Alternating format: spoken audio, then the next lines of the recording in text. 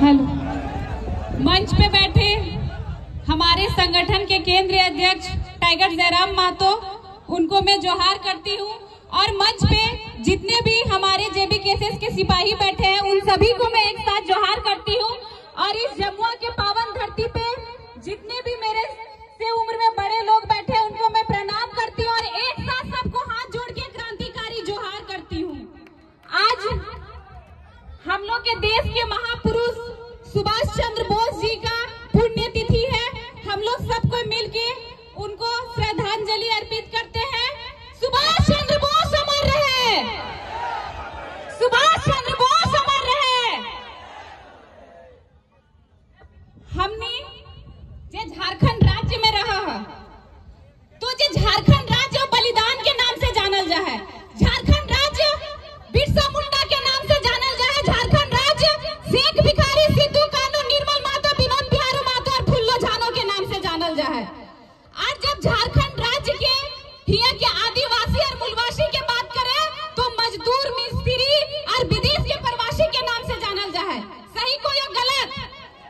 हमली झारखंड राज्य के जे भविष्य छात्र ओकर शिक्षा बिक रहले हो। आखिर हमली कब तक चुप रहबा? कब तक चुप रहबा? लूट रही है मेरे झारखंड राज्य की मिट्टी, मैं कब तक सहमे बैठूं? लूट रही है मेरे झारखंड राज्य के छात्र के भविष्य, मैं कब तक चुप बैठूं? आखिर पूछता है ये राज्य, पूछता है ये झारखंड राज्य कितने में बिकती है गरीबों की वोट? पूछता है ये झारखंड राज्य कितने में बिकती है झारखंड राज्य की शिक्षा? आखिर हमने वोट गिल रहा आज जकरा वोट दहा जे पैसा में वोट लो वो तो नोट के बदौलत वोट लो, वो तो दोषी है। साथ साथ यहाँ बैठल जनता भी दोषी है कि ना? तो हमने की करो है कि जेकर मतलब नाम के लोकतंत्र कहानी हमलिया चलवो है कि राजा बेटा ही राजा बनेगा और हमने के बेटा मजदूर बनेगा, चाहे दिल्ली बम्बई में चाहे विदेश में। और मोर गेलो तो कर लाश देखबा 3 दिन में 10 दिन में, किस्मत खराब हो तो कर मोरल बेटा के मुंह भी ना देखे पारबा, खाली 10 के दिन और 3 के दिन जाके कुछ में पानी देबा। कोई ई दिन खातिर झारखंड राज्य अलग होला ले ना, ये झारखंड राज्य यहाँ के आदिवासी और मूलवासियों का है। तो इस राज्य का पहला निवाला भी यहाँ के आदिवासी और मूलवासी ही खाएंगे। हमले के गर्व हो बोले में कि वर्तमान सरकार आदिवासियों की सरकार है। अगर वर्तमान सरकार आदिवासियों की सरकार है तो वो सरकार क्यों बोलती है कि मुर्गा पालो, मछली पालो और सुअर पालो? अरे आप अपने खानदान को सिखाइए कि मुर्गा पालो, बकरी पालो और सुअर पालो और कल्पना दीदी को मछली का चारा देने भेजिए। हमले के बेटे निकलो हो तो विदेश में जा, मुंबई दिल्ली में, अगर बम्बई दिल्ली जाओ तो वहां जाके नौकरानी बनो, ककरो बच्चा के खेलो हो। और सोरेन परिवार के बहू निकलो हो तो गांधी विधानसभा के विधायक बनो हो। के ई दिन खातिर राज्य अलग कर ले हला।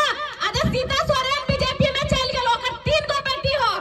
अबरी एक दिन आयल हला कि नेता के बेटा बेटी भी इस बार 2024 के विधायक के चुनाव लड़तो, तो हमरा लागो हो सोरेन परिवार से ही 10 गो विधायक होतो ना? तो कि आदिवासी सरकार के मतलब सोरेन परिवार हो कि?